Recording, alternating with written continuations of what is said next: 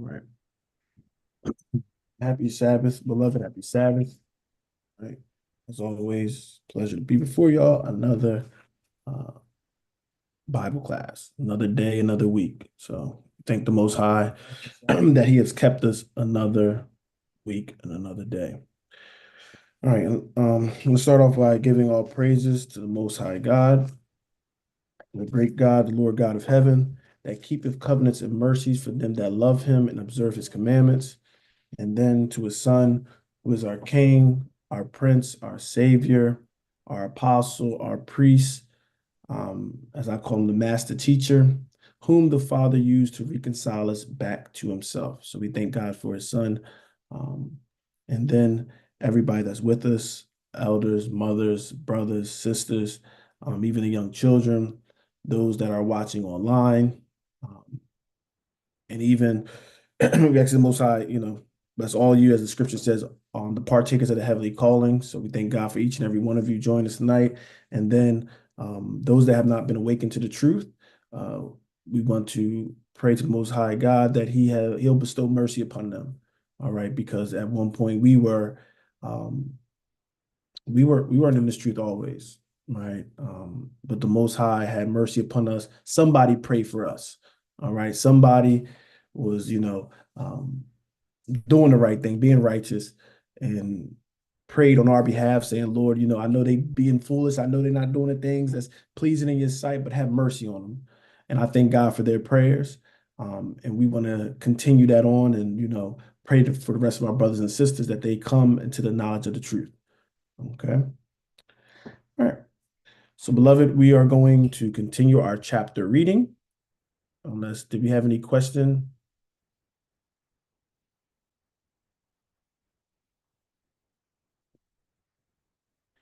All right. If we don't have any questions, we will go to our chapter reading. We're going to try to do two chapters tonight. One is very short. The other one's long, but it ain't like you have to precept a lot. All right. So let's go to Leviticus chapter 12. All right. Leviticus chapter 12. If you were not, matter of fact, let me do a little recap. If you were not here last week, Leviticus 11, a very famous passage we should know this, right? Leviticus 11 is dealing with the dietary law commandment that the Most High has bestowed upon His people. And when we look at that, it tells you the qualifications, right, or the requirements of things that's permissible to eat. All right. So we know with the land animals, all right, where I put the beasts of the field, right? They have to part the hoof, be cloven footed, and chew of the cud. All right. If they meet those three qualifications, we're allowed to eat them. Don't matter what they look like, don't matter what they do. If they meet those three, they're permissible to eat. You don't have to eat, they're permissible to eat. All right. And with the Most High was very drawn out with this. He talked about the fowls in the air that fly. He talks about the insects, right? Things that creep upon the earth, and even things in the waters, right? You have to have what? Fins and scales. So these were the qualifications of things we can eat. Now, do not get caught up like, when you go to New Testament, when they're talking about people that will eat, no meats, right? They just eating like the plants and things of that nature. All right. You do not need to argue with nobody like that because what? They're not violating the law. Okay. The Most High didn't say you have to be eating all these things. He just said it's permissible. If you want to, you can do it. All right. Um, However, you can't eat the things in those categories that don't fit in that.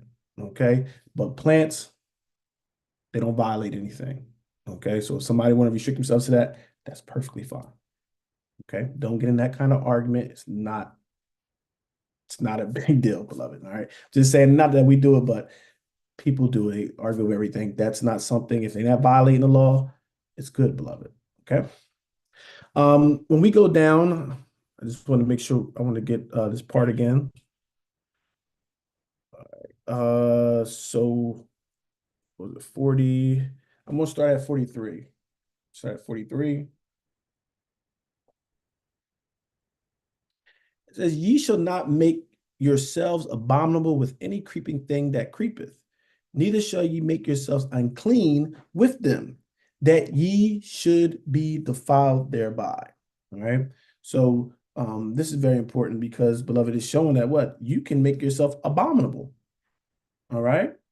Your actions, what you do, make yourself abominable. Now, is the big point about what you're consuming? That's the layer surface of it, right? Yes. But the spiritual aspect is what? Obedience. Because some people just get caught up on that. You telling me, listen, we're not even getting caught up on that. The point, the problem is obedience and disobedience. The laws were designed to see if we will obey. All right.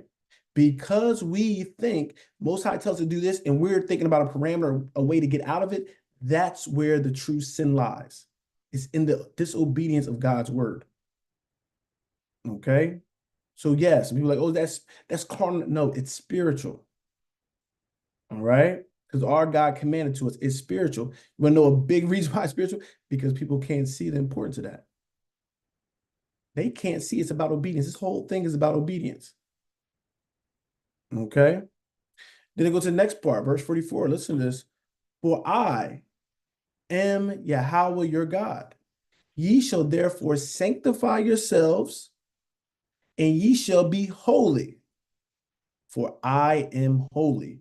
Neither shall ye defile yourselves with any manner of creeping thing that creepeth upon the earth. So, what is the big thing? He's saying, I'm your God. You need to sanctify yourself and be holy because what? Because I am holy. Our Father wants to be just like him, and people lose their mind. That's always been his thing. Ask fathers. Fathers have, sons that they want them to be like them. If they're good, I'll say like that, right? They want to be like them or better. We can't be better than the Most High. But the Most High, this is why he showed these kind of relationships so we can understand. He created us to be like him, to be righteous and sanctified. So this is why he's doing these things. All right. So that we can be just like him. But the thing is, you have to choose to be like him. It's a choice. All right.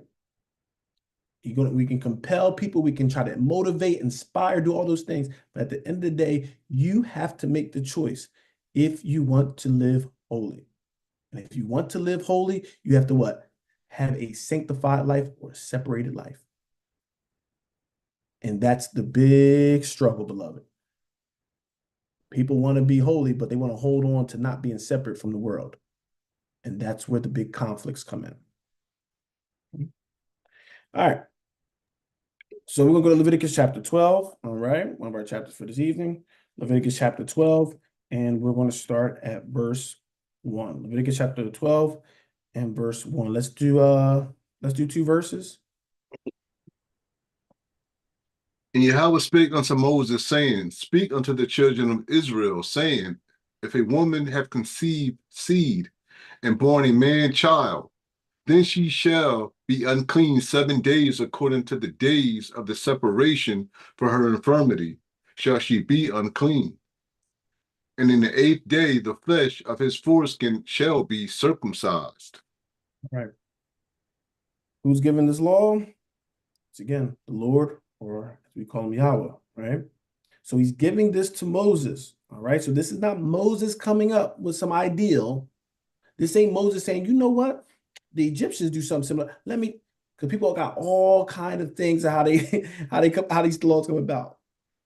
Most High is telling Moses, all right, speak unto Moses, saying, what is he telling them? Speak unto the children of Israel. I want you to tell them. All right. So if a woman had conceived seed, okay. I'm sorry, let me open it up first. Anybody have anything for the first three verses?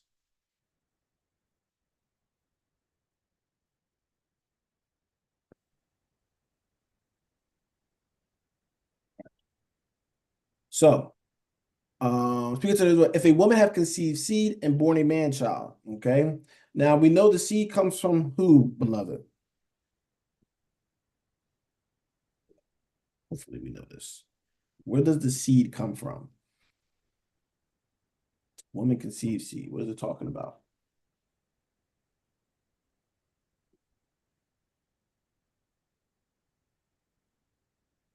Nobody even knows what conceived seed is dealing with?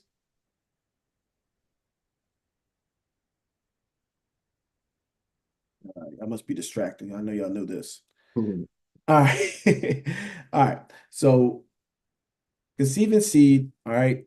She's having a child, all right, beloved. She had a child, all right. That's male, yes. I don't think she's down. So the male has the seed, okay. You will see certain references, and you'll get like people like to get the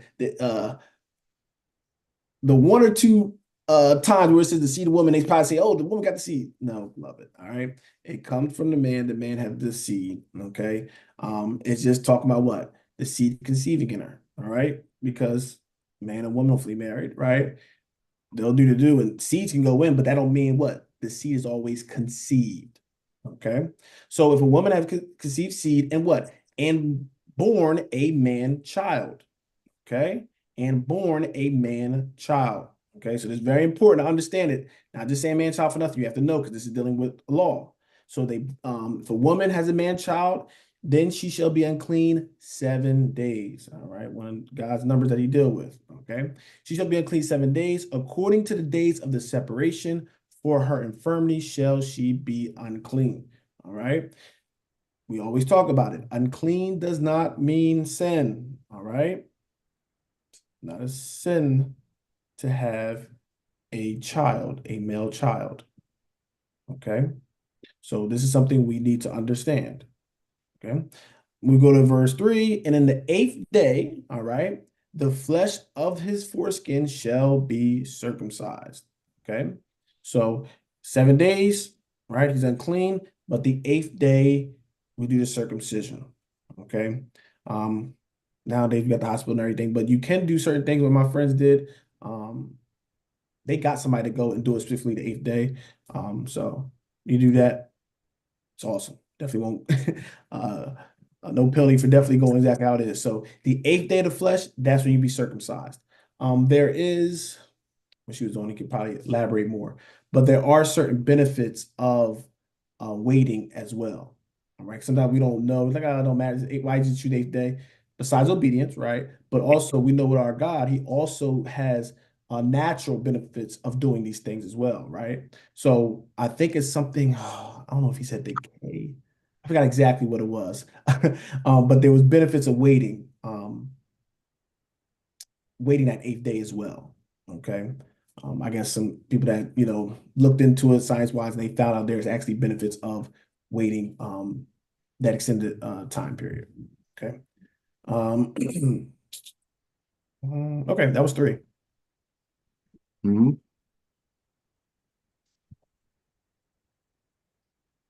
We keep going. And once again, beloved, remember, because we already read it in Genesis, the circumcision, 8th day, this should have been something that we kind of knew. Remember, we read it with what I'm going blank now. Uh was Abraham. Okay. When you go to, I think it's what Genesis 15 or Genesis 17, right? Where he kind of made the whole thing with circumcision, and it tied it into other things. It wasn't just that, but it was a promise that was kind of attached to it as well. Okay. So you see with a lot of times a lot of people put it as, oh, Moses, like it started with Moses, but some of these laws were what prior to Moses. Okay. What Moses is doing, all right, what he's getting credit for is bringing the laws because what's he doing? He's bringing it to this nation that has been so lawless and so, when you go into captivity and you're not rehearsing the acts of God and things of that nature, you'll lose it, right? You'll lose it and you'll start to what? Kind of be converted to whatever's around you, right? And we see that even nowadays. People being American, there's certain things we're picking up from them, and we don't know our own culture and our own way of living, right? And we start adapting and grabbing their lifestyle. So Moses was what? Reinstituting. There's some things they probably didn't have fullness of because the Most High is using this opportunity to kind of lay everything out, right? But this as a nation, He's given that, all right? But we had laws prior to, right? Circumcision is not, it didn't start with Moses, okay? Now it's giving you more of a formality with certain things as well, okay? All right, let's keep going. And she shall then continue in the blood of her purifying 3 and 30 days. She shall touch no hallowed thing, nor come into the sanctuary until the days of her purifying be fulfilled. All right, hold on real quick. We had a question on the board. Wasn't a part of covenant. Yes. Matter of fact, let's go to it. Why am I? be lazy with it. What's that, Kai? That Genesis 17? What's that? The circumcision. Yes, I think I Genesis 17. think Yep. like 17 or 15. I mixed Yep. it. Let's see. Let's see. Oh, yep, all praises. Yep. So let's go to Genesis 17. All right. 17.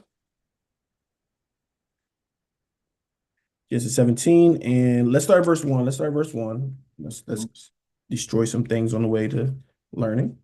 And when Abram was 90 years old at 9, Yahweh appeared to Abram and said unto him, I am the Almighty God. Walk before me and be thou perfect. No, be all right. Be good. Be All right. thou perfect. Be perfect.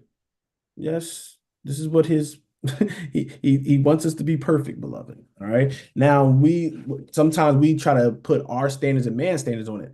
The Most High not trying to tell you to do something that you can't do. Let me repeat that again. The Most High is not trying to tell us stuff that we can't do. All right. He's not trying to use guile and trick us.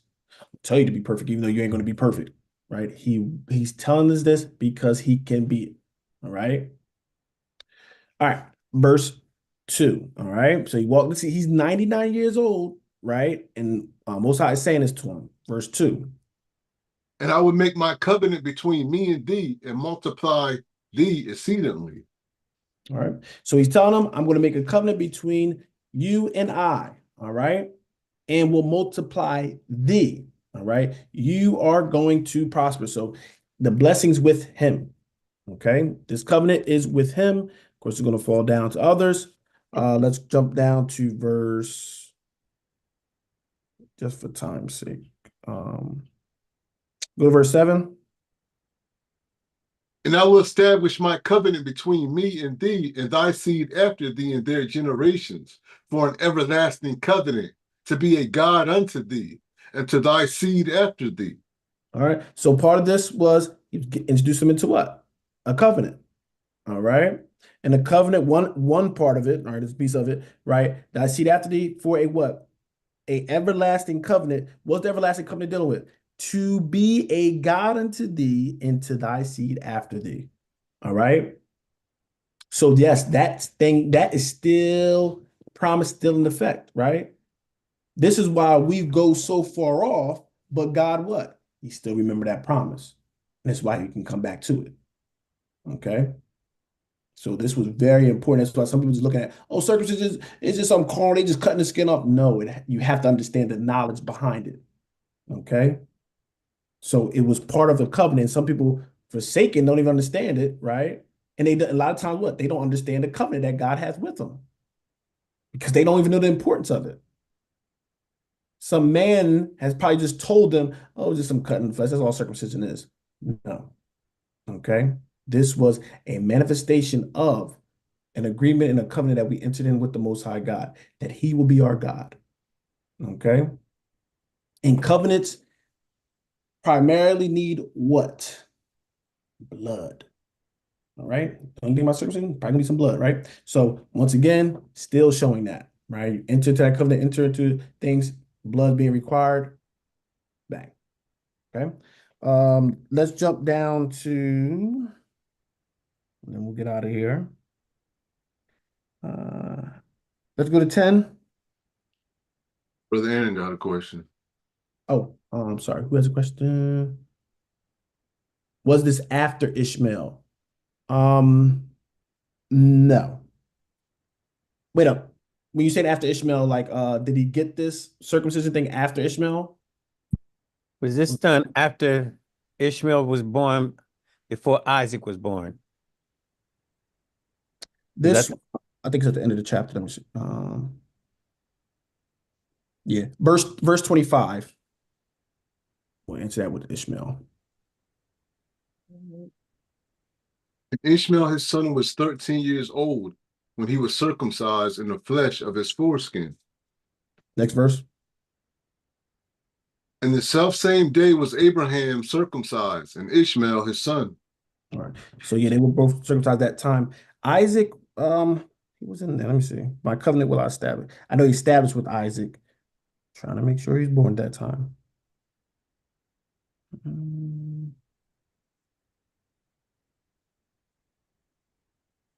I don't know why I want to say he was born. I don't want to make sure I didn't just read into it. I thought he was born at this time, if I'm not mistaken. The birth of Isaac is in chapter 21. One. Okay. Might have been. He just got, that's who the covenant will go through. Maybe he wasn't stabbed. Okay. So according to this, yeah, he wouldn't yeah, Isaac was there. So Ishmael was there. Don't have Isaac. The water says. All right. No, was there anything else? All right. Thanks for looking at the board. I'm sorry. I got things up. Where was I at? Where I leave off at? Verse 26. No, I was talking about in Genesis. Genesis 17. I read the last one was 26, I believe. 17 and 20. Oh, I'm sorry. Go back to 10. We was doing 10. Okay, yeah. With 26 for Ishmael. Yeah. Yeah, could you scroll up? Yeah, I turn the page on. Oh, I'm sorry. No, you good, beloved. This is my covenant, which ye shall keep between me and you and thy seed after thee. Every man child among you shall be circumcised. So this covenant you're going to keep between me and you and thy seed after thee. Okay. Read. And ye shall circumcise the flesh of your foreskin, and it shall be a token of the covenant betwixt me and you. Well, matter of fact, let me say that. So the circumcision of your flesh, your foreskin, what is the it? Circumcision of the foreskin shall be the what? Token of the covenant, right? So this is what, it ain't just cut off flesh. This was a token, all right? So when we doing it, we are acknowledging the token of what? Promise and the covenant that the Most High gave to us. And yes, even now, we are still embracing and getting the benefits of the covenant. All right. So we doing things, some things on the surface level could seem carnal, oh, just this, but it's the understanding that gives us this strength. All right. It's not just, oh, you just cut up, right? It's that understanding of what this represents. All right. So when you have your have sons and everything, get that circumcision to say what? Remember the covenant. Okay. Now we understand that nowadays people, it's kind of common where a lot of people are getting it, but we should have that understanding of why we're doing it specifically. Okay. All right, we can go. So the next one was just dealing with everybody with them. And this is important as well, not just his seed and everything, but also everybody that was, matter of fact, just read verse 12. Ain't no point in me explaining it and taking longer. He that is 8 days old shall be circumcised among you. Every man child in your generations, he that is born in the house or brought with money or any stranger which is not of thy seed. So his literal descendants, but everybody that's else with him, even the strangers that you brought. All right. So those that are under that banner, they all got circumcised. Okay. So yes, somebody connecting and they're not part of if they serving our God and everything, they will come in and they will have to get circumcised. All right. And people are like, well, what ain't the 8th day? Remember, Abraham got this when he was, what did verse 1 say? 90, was it 99? Right. So people going to get it. Some people going to get the knowledge of it late. The day you hear my voice, harden not your heart. Just do what you do. Okay. All right. Leviticus 12. Go back to Leviticus 12. Anybody have any questions before we move on?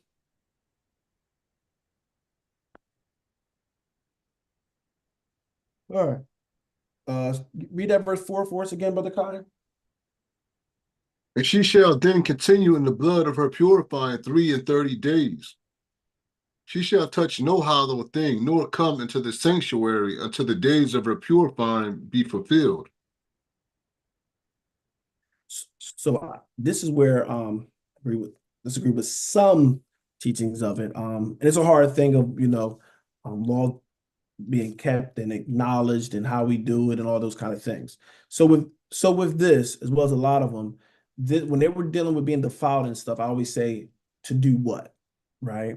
So when we're looking at this, she shall then continue in the blood of her purifying 30 and 3 days. All right. So 33 days, she's unclean. All right.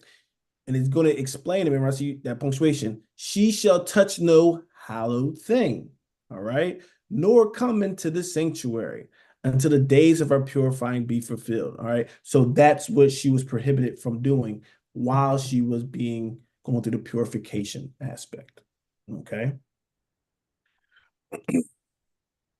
And a lot of these things was dealing with, well, it says it there, sanctuary, but a lot of these things was dealing with that temple and going, giving offerings and things of that nature. So they wouldn't be permitted to do those things during that time. Okay, but it's going to explain. Yeah, well, we'll keep reading. We'll run into it. You read verse 5? No. Okay. But if she bear a man child, a maid child, then she shall be unclean 2 weeks, as in her separation. And she shall continue in the blood of her purifying 66 days. But when the days of her purifying are fulfilled for a son or for a daughter, she shall bring a lamb of the first year for a burnt offering, and a young pigeon or a turtle dove for a sin offering unto the door of the tabernacle of the congregation unto the priest, who shall offer it before Yahweh and make an atonement for her, and she shall be cleansed from the issue of her blood. This is the law for her that had born a male or a female. All right. So let's get some examples.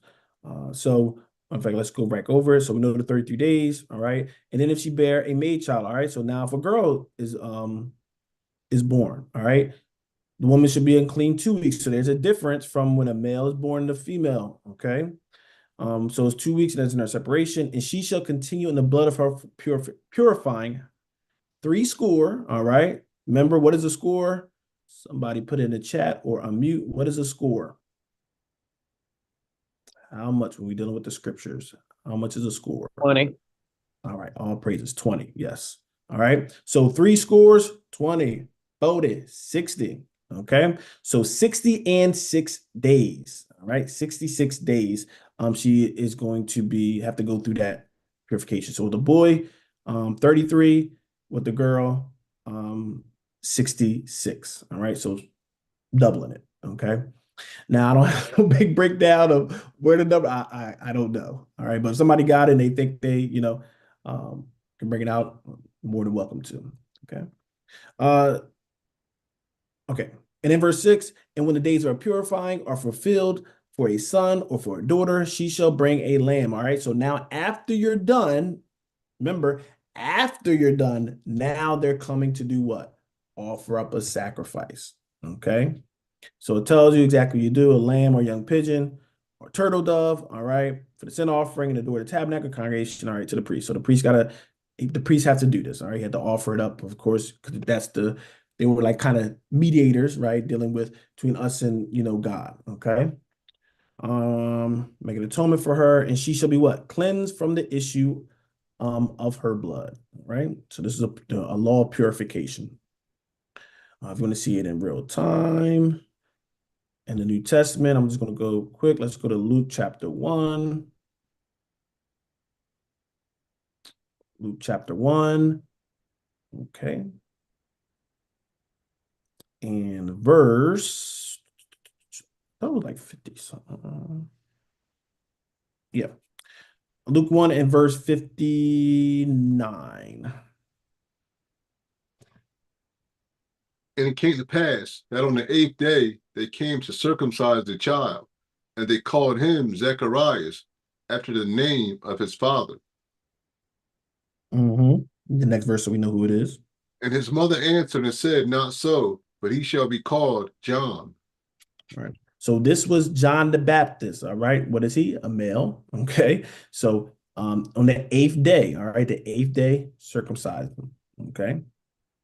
And we can go, right? Also, because this is in the next chapter, chapter 2. Guess who else did this? Luke 2 and verse 20. Luke 2 and verse 20. And the shepherds returned, glorifying and praising God for all the things that they had heard and seen, as it was told unto them. And when Mhm. 8 days were accomplished for the circumcision of the child, his name was called Yahushua, which was so named of the angel before he was conceived in the womb. All right, so we got circumcised. So even our Savior got circumcised what? The 8th day. Okay. Read the next verse. And when the days of her purification according to the law of Moses were accomplished, they brought him to Jerusalem to present him to the Lord. So once again, she's following what? The law of Moses. All right. He's not exempt. Okay. It's if a seed, so she's acknowledging what? There's a seed that conceived. All right. She had birth. That's what it's dealing with. And you have to go do this according to what? The law. All right. So now this is where certain things, it don't say how long it was, right? It just says what? After 8 days were accomplished for the circumcised child's name. Whatever. And when the days of our purification according to the law of Moses were accomplished. But us, right, that are studying the law, we can interpret what that date, how long that was. And this is some of the importance of understanding these things because sometimes New Testament don't spell everything out. It's just talking and you just got to know, right? They ain't going to spell everything out. All right. This is for believers. So we know because it's a male, we go back to the law of Moses when it talks about it, right? And how long would that be for a male? All right.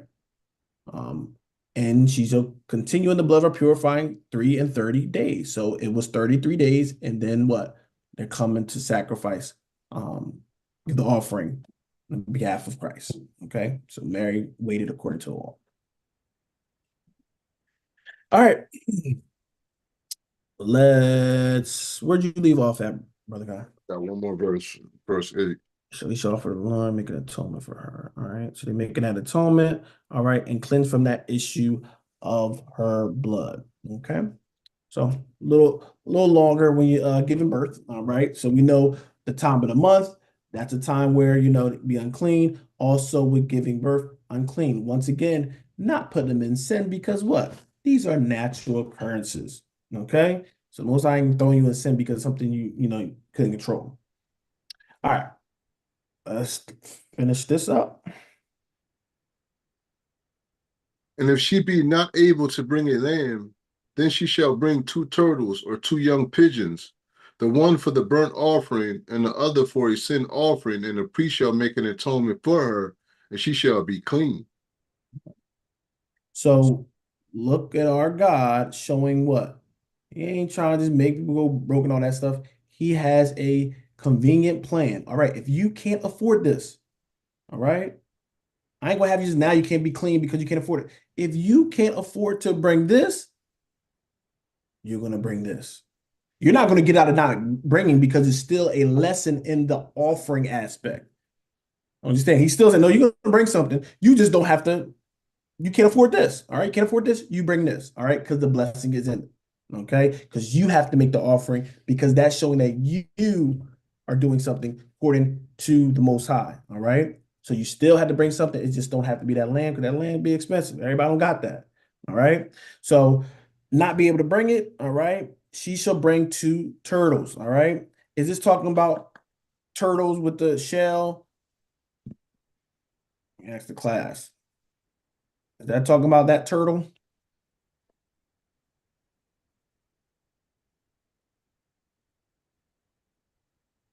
In fact, let me try to find the other spot.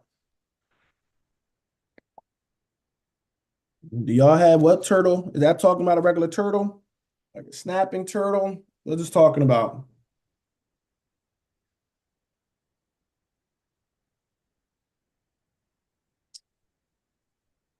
So if you had no idea, right? Something probably said, man, turtle don't sound right, right? Turtle not even kosher. So it probably wouldn't be right that what you'll bring that. That's why it's good going to dietary law to be like, that probably don't make sense. The Most High would want that. Okay, as an offering. Go to Leviticus chapter 1, right? For people that be like, oh my God, it says what it says. Don't try to, you have to have understanding with everything. Because some people can make an honest mistake. Like it says turtle. You can't make it change it. You just, I understand where you coming from, but you have to just get understanding, right? I don't know, that might have been the translators, okay? Let me see. I don't know what's in this first. Go to verse 14. And if the burnt sacrifice for his offering to Yahweh be of fowls, then he shall bring his offering of turtle doves or of young pigeons. So that will make more sense. You'll see turtle doves kind of being offered a lot. So I don't know why they said turtle on that one. I have to look at it. It's probably just translation thing. All right. But it don't make sense that he'll offer turtles. Okay. All right. Let's go back. Where we at? Oh, I gotta go to chapter 12 again. All right, let's go back to 12. And all right. So bring two turtle doves, or two young pigeons. Okay. The one for the burnt offering. So he's telling you exactly what you're doing. You're gonna do one for the burnt offering and one for the sin offering. All right.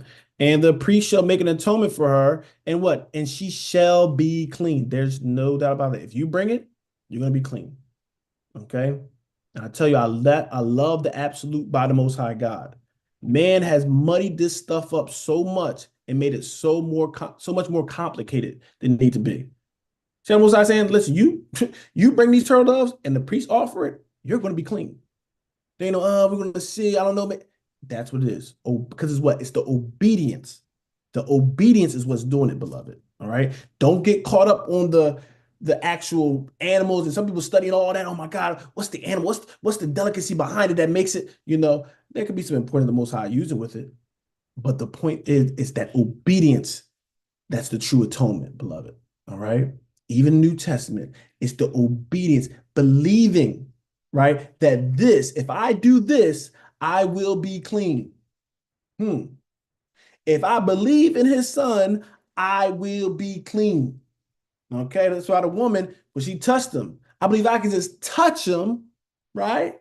I can be clean from that issue. And that can even give you a little bit of, never mind. I'm not going to eat tonight. Let's go to Leviticus 13. All right, Leviticus 13. Okay.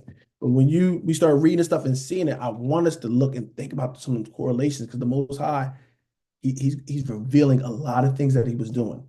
A lot of stuff he have it in his laws. If we can sometimes see, and get the patterns that he's doing, he's showing us a lot of spiritual things through it. All right. And Paul could understand it. Paul said, the law is spiritual. See, he got his eyes open to it, like that law is spiritual. All right. Don't be taking it as just some random stuff, some random rules, like, you be governed here. No, these things have some spiritual undertones. Okay. This is why when you can really understand, he says what? You have to be doing it. Okay. You'll get some stuff by listening. Don't get it wrong. You'll get some stuff by listening, but the trueness of the lessons and teaching is doing it. So if you want to understand more, you have to do more. You have to do what the Bible's saying. All right. That's what brings the power of the Word of God. All right. It's powerful, but to unlock it, it's you what? Doing what thus saith the Lord. Right? We can talk it all day. Unless you're doing it, you're not going to get the full power and benefits of these things and get the true results of the scriptures. Okay? That is not my rule. This is the Most High. That's how he set it in place. So it's a spiritual lock on these scriptures. Right? So not the hearers of the law justified, but what? The doers. Right, beloved? So we pray the Most High clean our hearts up, sanctified us, that we be doers of the law and not just hearers and listeners only. All right. Anybody got anything for Leviticus chapter 12? All right. I wish I would have probably got some, maybe next time, probably try to find some pictures and stuff to maybe illustrate some of the stuff we're about to go through in this chapter. But it's just, some of the stuff is like, it's just telling you, when you see this is clean, this is unclean, leprosy and all that kind of stuff. So it ain't really too much precepting I'm going to do, or even probably can do with this. Okay. But if you got something, you can bring it out. If you have some understanding of some of this stuff, I love to learn. as well. So please, please, please, you can bring it out if you have some insight with anything. All right. All right, Brother Kai, with this, let's go.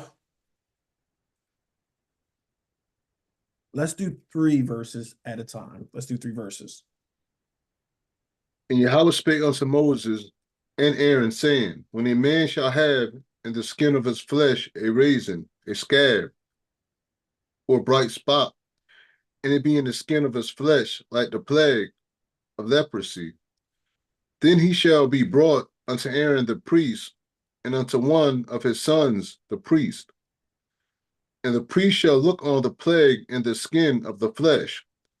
And when the hair in the plague is turned white, and the plague in sight be deeper than the skin of his flesh, it is a plague of leprosy. And the priest shall look on him and pronounce him unclean. All right.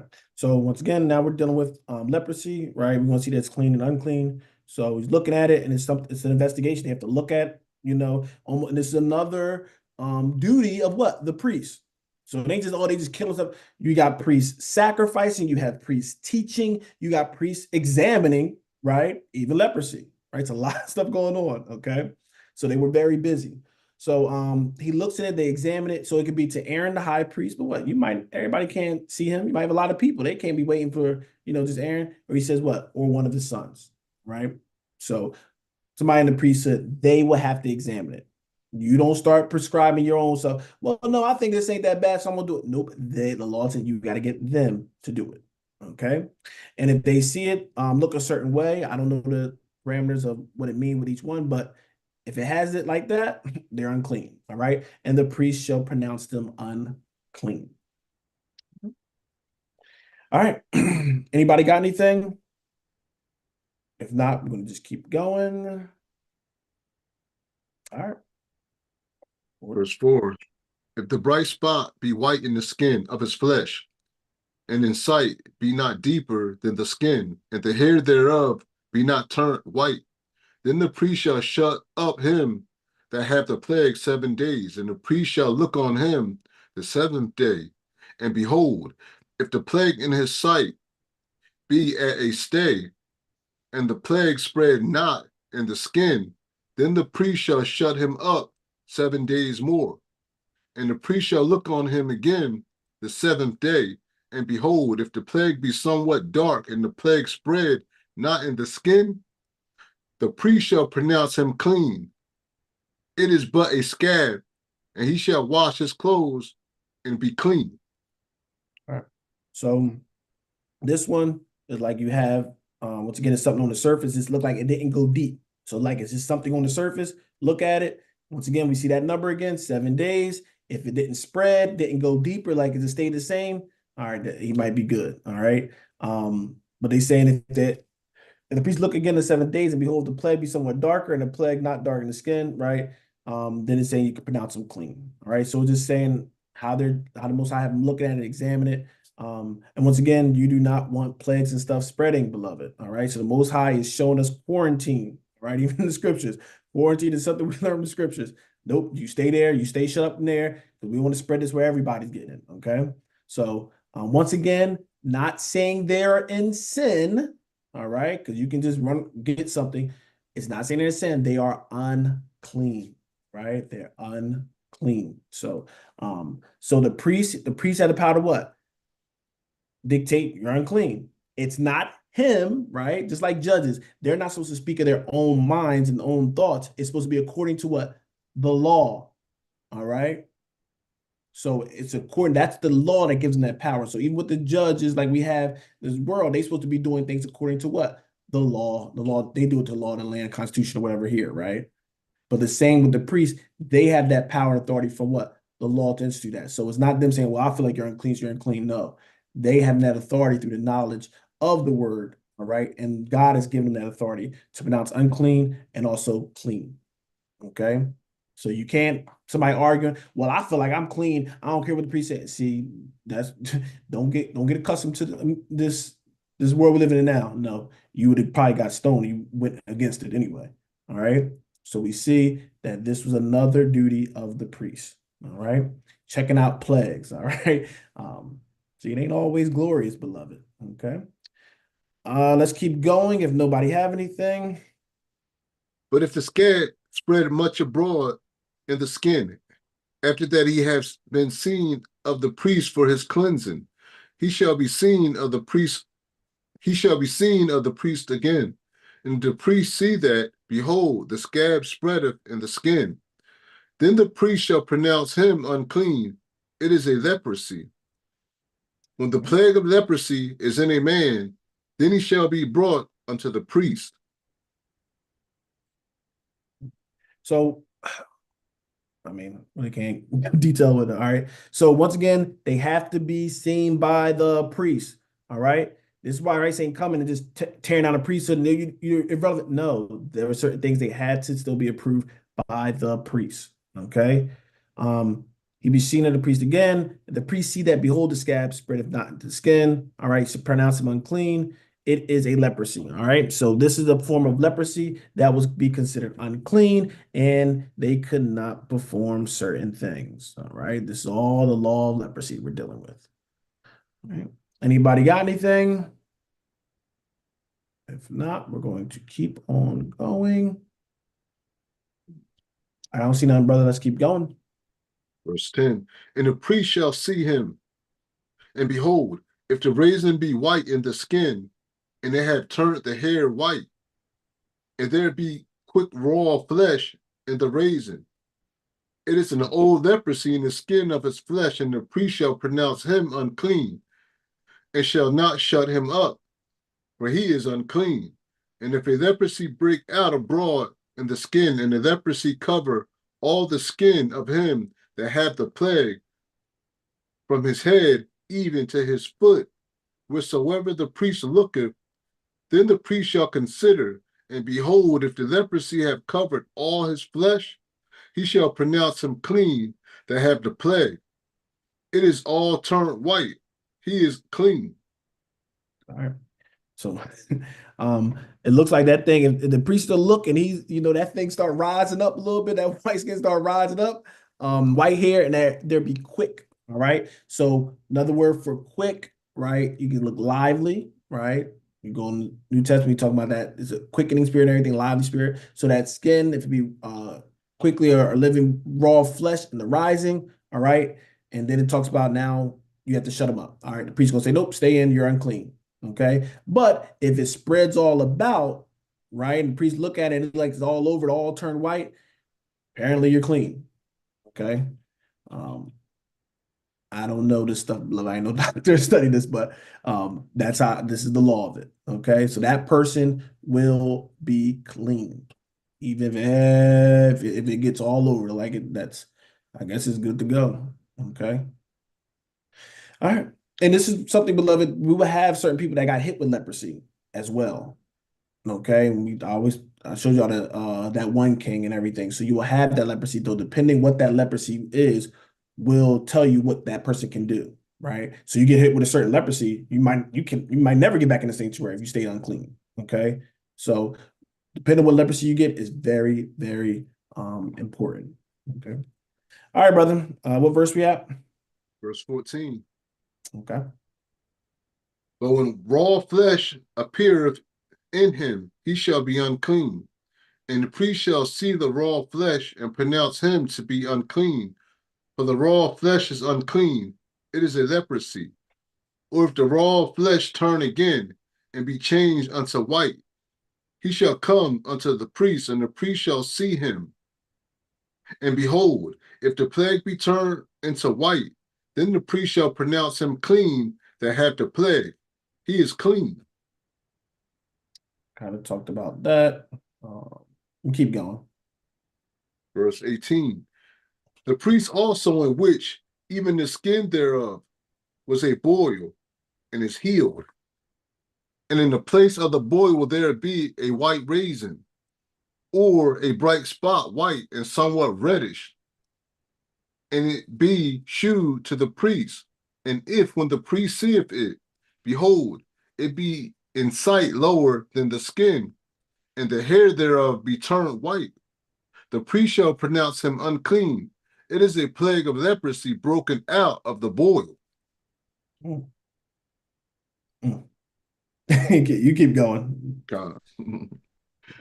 But if the priest look on it, and behold, there be no white hairs therein, and if it be not lower than the skin, and be somewhat dark, then the priest shall shut him up 7 days.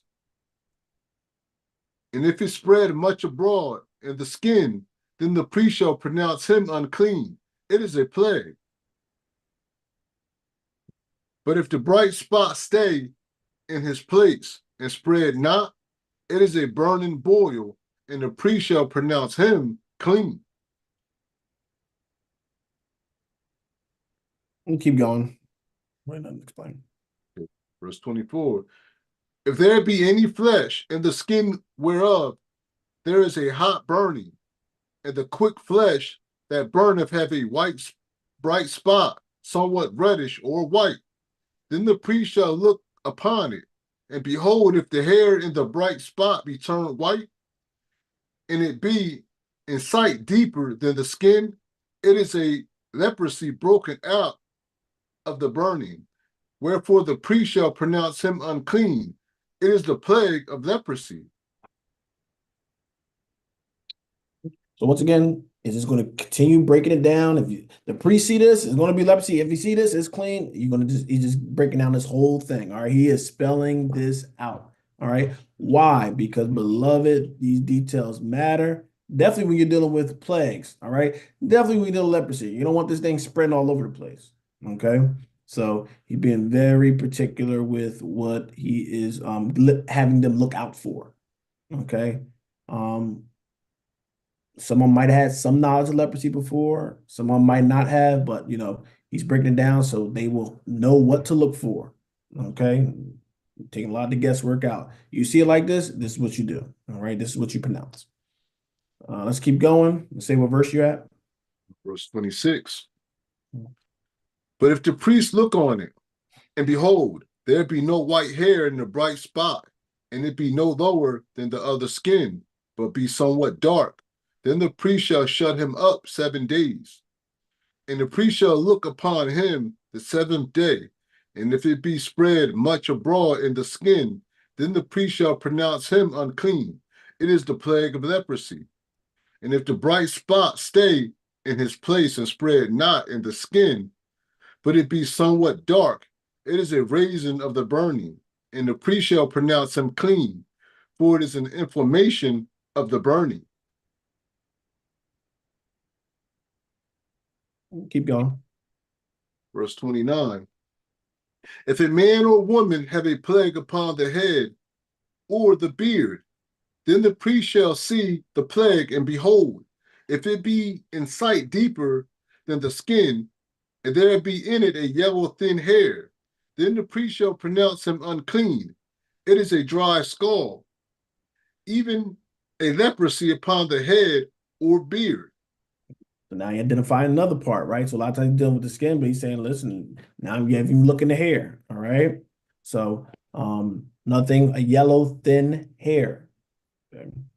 This is where you'll see a lot of people talking about you should not dye your hair, blonde, everything. They'll say, see, you trying to deal with this culture and try to look attractive for this culture, and you over there, looking like you got leprosy. So this is where people will get that. All right.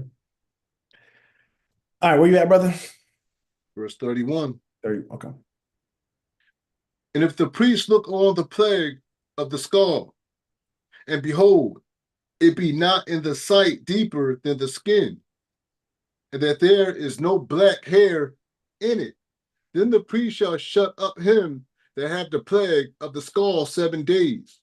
And in the 7th day the priest shall look on the plague, and behold, if the skull spread not, and there be in it no yellow hair, and the skull be not in sight deeper than the skin, he shall be shaven, but the skull shall he not shave, and the priest shall shut him up that had the skull 7 days more.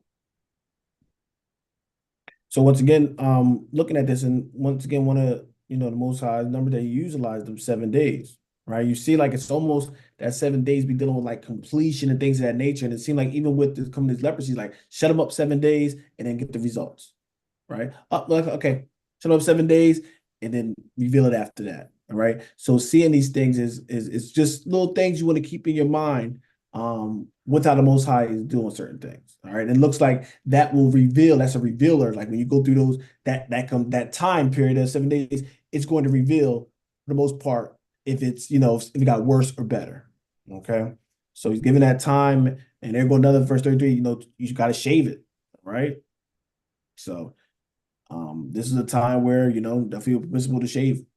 All right, take that right off. But this is dealing with, of course, they ain't dealing with leprosy stuff right here. They're dealing with a plague. All right, Brother Kai, where we at? Verse 34.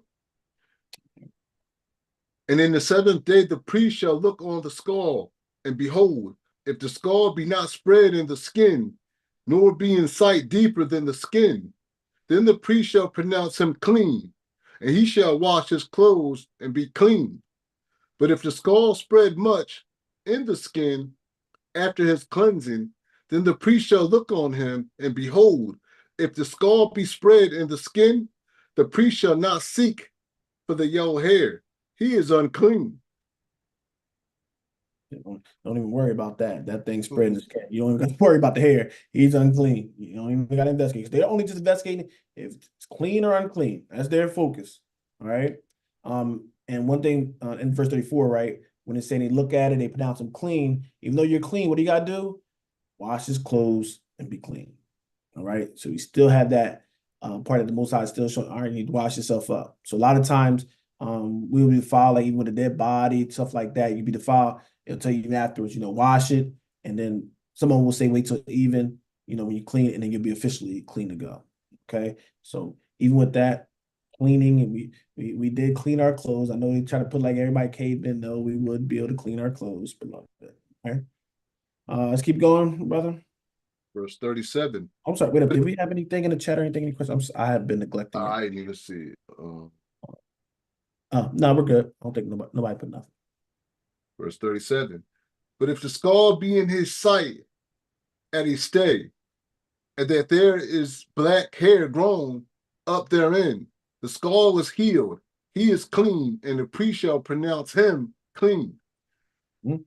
If a man also or a woman having the skin of their flesh bright spots, even white bright spots, then the priest shall look, and behold, if the bright spots in the skin of their flesh be darkish white, it is a freckled spot that groweth in the skin.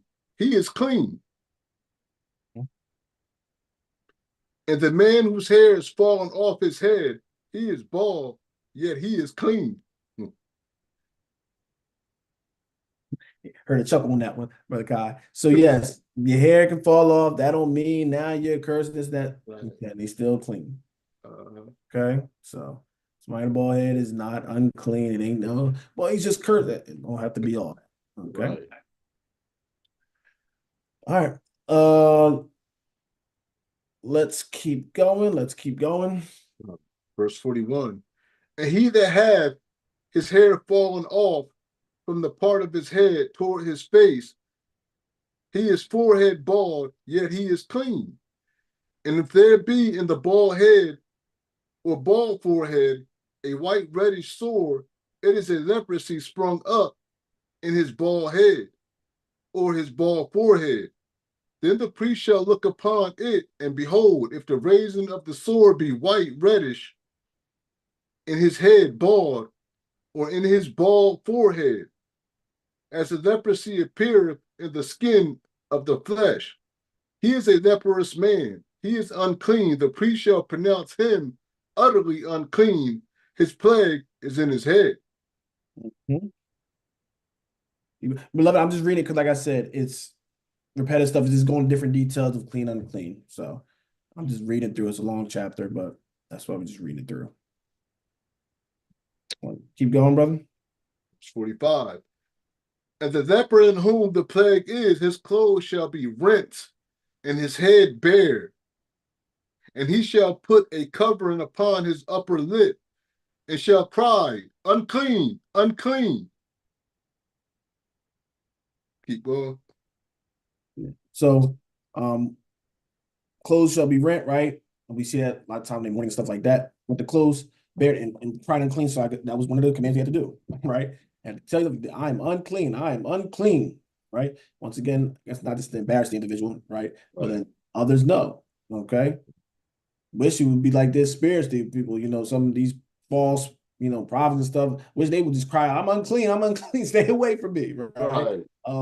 But it don't go that way, all right? But this is how it's supposed to be. The Most High don't want you contaminating yourself, right? A lot of us, we see somebody being with a plague of sin, and you know what we want to do? We want to contaminate ourselves with it. Teach. Good point. Right? They telling you through their actions, I'm unclean, I'm unclean. And you just want to be silly and goofy and go and test it out. Test how unclean they are. And then what? Now, when you get the plague on you, now you want to cry to the Lord. Oh, please, oh, no. It was the disobedience that got you that plague. All right? It was you trying to we always want to get close to the line without touching. We want to get close to the fire without getting ourselves burned. All right? You not to be careful, beloved. Okay? And this is a love thing. You talk about the love. This is God showing love. He trying to give us details to what? So everybody don't be affected by things. Okay? If he wasn't a loving God, he could just stay quiet. Let us figure it out the hard way. Okay? So these instructions is to what? Prevent all these things, these plagues falling upon Israel. Okay? All right. Let's keep going, though, brother. Verse 46. All the days wherein the plague shall be in him, he shall be defiled. He is unclean. He shall dwell alone, without the camp shall his habitation be.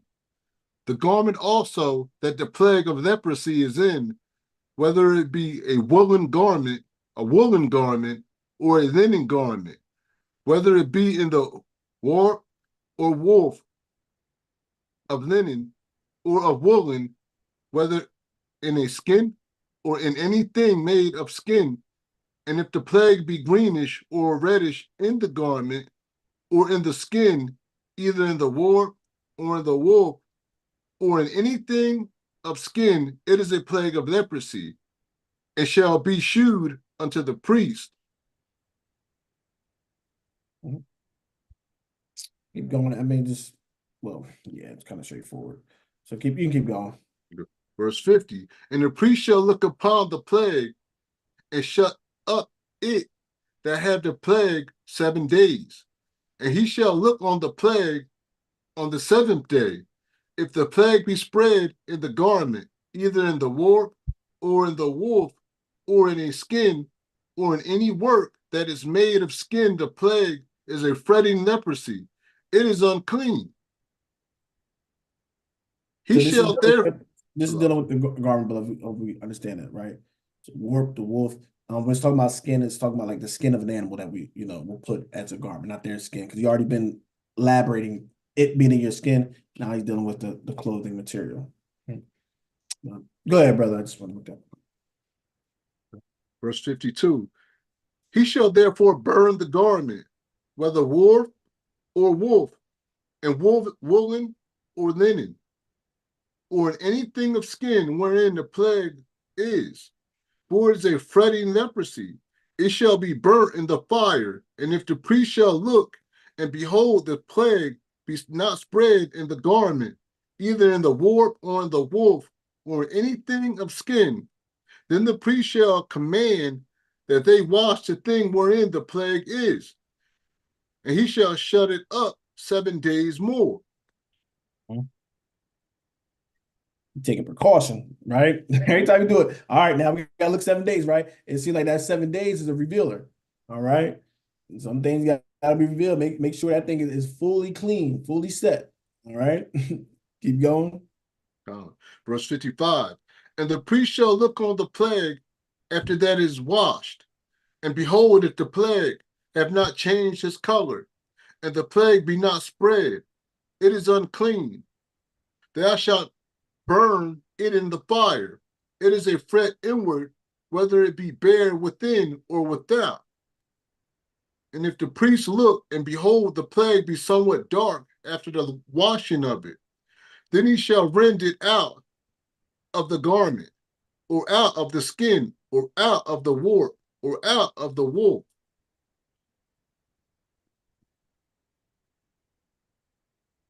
You keep on, sir. Verse 57. And if it appears still in the garment, either in the wart or in the wolf, or in anything of skin, it is a spreading plague. Thou shalt burn that wherein the plague is with fire. Purge it out. So, in the garment, either wart or wolf, or whatsoever thing of skin it be, which thou shalt wash, if the plague be departed from them, then it shall be washed the second time, and shall be clean. This is the law of the plague of leprosy, in a garment of woolen or linen, either in the wart or wolf, or anything of skins, to pronounce it clean or to pronounce it unclean. So they have been given the authority to pronounce something clean or unclean. All right. So this is why the Levites have a very, very powerful role when it came to Israel going. And this should have been a sign when they split, right? When the Levites went to the other side, that should have been a sign, because this authority was not given to any tribe. Okay. It wasn't, oh, well, you're righteous. No, this was something that the Most High bestowed upon them. Okay. So we look at it, that was their duty. All right. How strong it is, let's go to the New Testament. All right. Let's go to the New Testament, get 2 spots. I just want to read it because we've been reading every chapter, so I don't want to rob anybody. All right. Because some people want to say, I read the whole book, so I want to make sure I got nobody being a liar.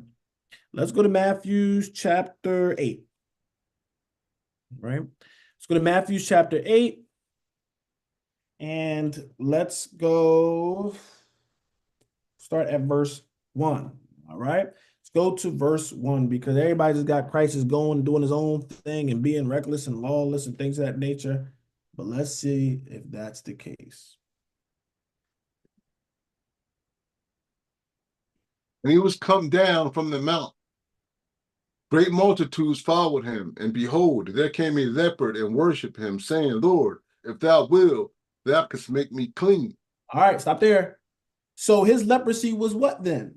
An unclean leprosy. Okay. Because remember, there's leprosy that what?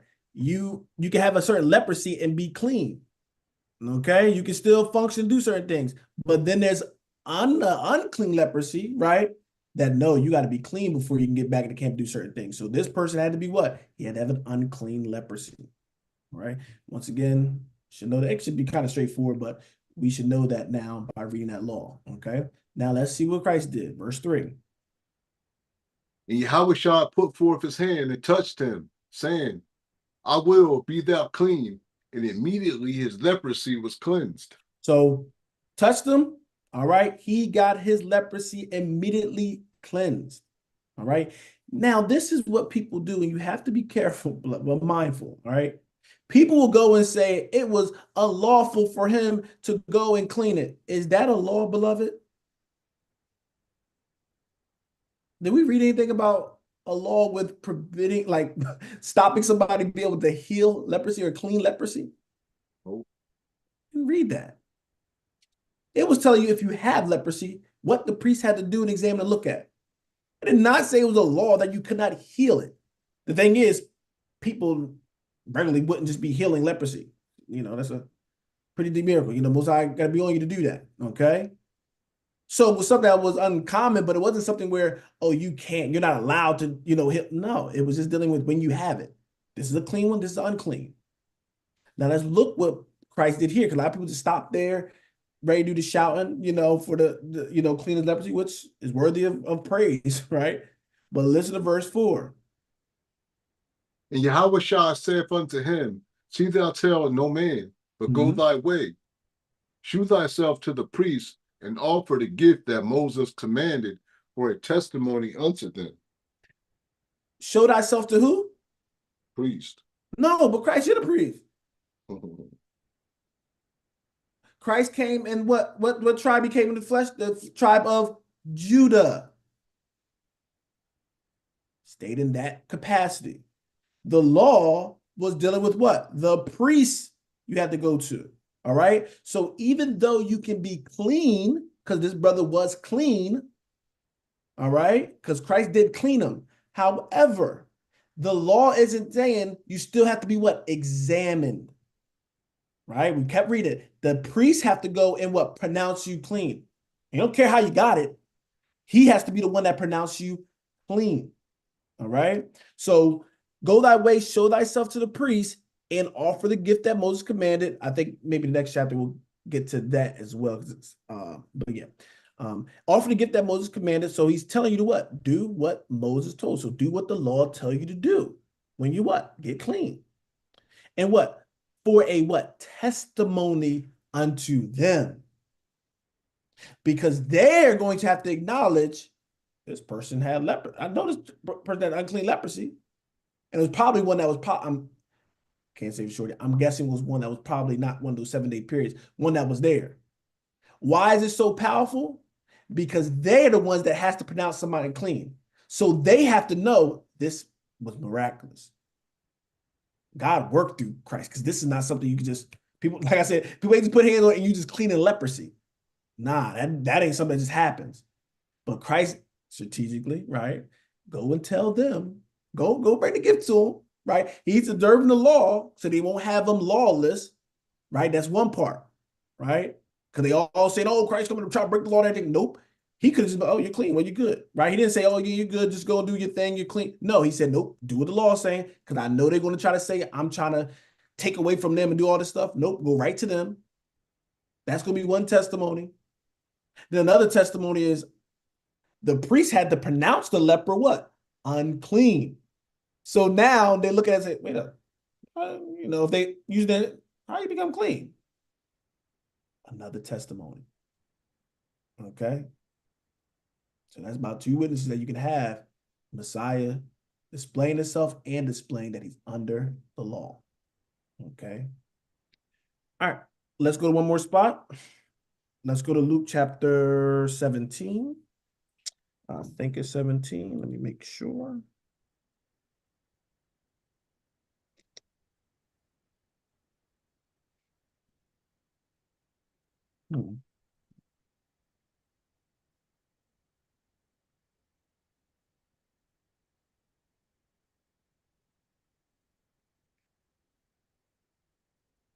Oh, yep. Luke chapter 17. Sorry, beloved. Luke 17. And we're going to go down to verse 11. Okay. Luke 17, and we're going to go down to verse 11. All right. This will be our last spot, unless anybody else have anything they want to bring out. All right. And when you get there, Brother Kai, you can start at verse 11. Luke 17 and verse 11, beloved. And it came to pass, as he went to Jerusalem, that he passed through the midst of Samaria and Galilee. Mm-hmm. And as he entered into a certain village, there met him 10 men that were lepers, which stood afar off. Okay. They're unclean. They're out in the midst. Because remember, you can't be in the you can't be near the sanctuary and all that stuff when you have the leprosy on you. All right. So this show you also where Christ is dealing and doing a lot of his teaching and miracles at. Okay. A lot of them. All right. I'm not gonna go that deep right now. All right, let's just keep going. Verse 13. And they lifted up their voices and said, Yahushua, Master, have mercy on us. All right, so they submitted to him, Master, have mercy on us. Mm-hmm. And when he saw them, he said unto them, Go shew yourselves unto the priests. And it came to pass that as they went, they were cleansed. So that one, he didn't even touch him, right? But it was the power what? He commanded that thing through his word. Go ahead. And if they believed in his word, right? But look at that, beloved, right? I ain't trying to do one of Sunday churches thing, but he told them, go. And you know what I mean? You'll be clean. Show yourself to the priest. Them having that faith and going, all right? They were clean. They were cleansed, all right? Let's keep going. Verse 15. And one of them, when he saw that he was healed, turned back and with a loud voice glorified God. All right, so 1 out of 10, you'll have that, beloved. Sometimes you'll help people. You would think if you had leprosy and you was unclean and looked at defiled, and people didn't want to be around you, and then couldn't be around you in certain aspects, you would think you got healed from that. Boy, you'll be praising God and all these kind of things. But beloved, I don't do it. I don't know how many times we got to read the scriptures, let you know, if you don't have it in your heart and your mind to serve God, you will not do it. And it's a reality that we need to understand. I know you think sometimes that certain friend and family have a good heart, and if they just had this happen, they'll believe. Nah. Israel seen miracle after miracle after miracle after miracle. Still stubborn, hard-headed, and went after other gods. All right. And this is why with that thing with to Lazarus, he said, listen, let me come up from the dead and warn my brothers. He was like, listen, even if you came up from the dead, they ain't gonna believe. All right. So we want to definitely honor the Most High, for what he has done. Because it's a miracle in itself. The greatest miracle is getting us out of this darkness and starting to walk this thing. All right. That's the true miracle. All right, let's keep going, Brother Kai. So one is praising God, glorifying God, which you should do. Verse 16.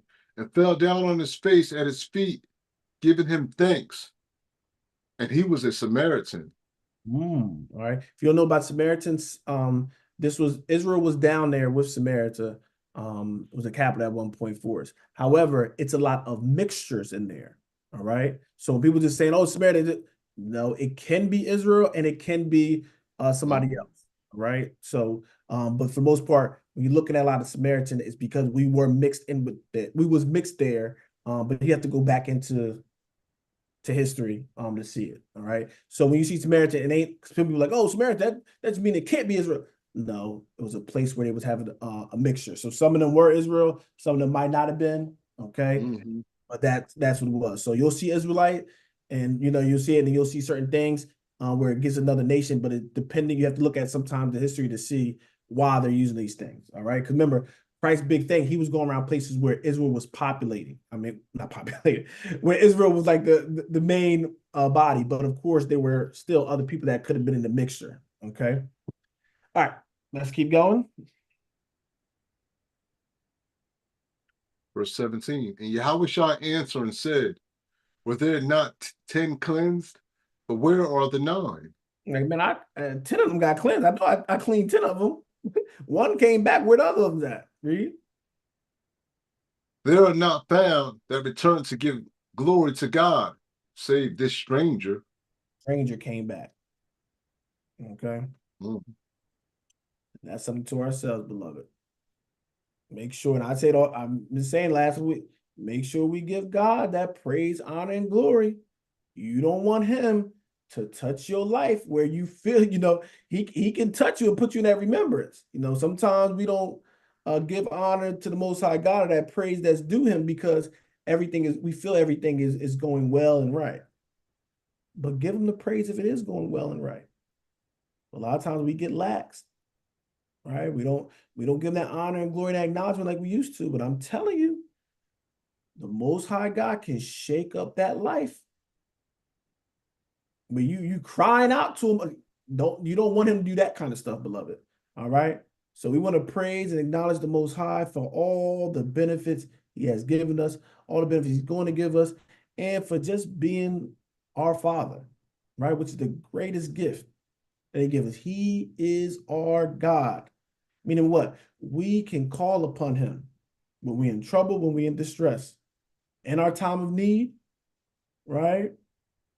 And we can thank him and praise him and give him glory for everything that he's given us. Right? So, beloved, we will end it there. All right. We will end it there. And once again, I went a little further down, but that 14 was the point. Go show yourself unto the priest. He's still doing what? He understands the law. You still got to go back there. Yeah, I know I healed you, but you need to go to the priest. Okay, because I'm still showing that I'm under the law, and they have to pronounce you clean. Christ can say he's clean, but they wouldn't be clean under the law. I want you to understand it. They were clean according to the law, But also the law is saying the priests have to pronounce you clean. All right. So I'm like, well, what does that matter if you're clean? Because that's how the Most High had it instructed. All right. And Christ is going, he understanding, observing what his father instructed. Nope, do that. Do what it says to do. All right. I ain't here to violate all that. Okay. So, beloved, anybody have anything before we close out?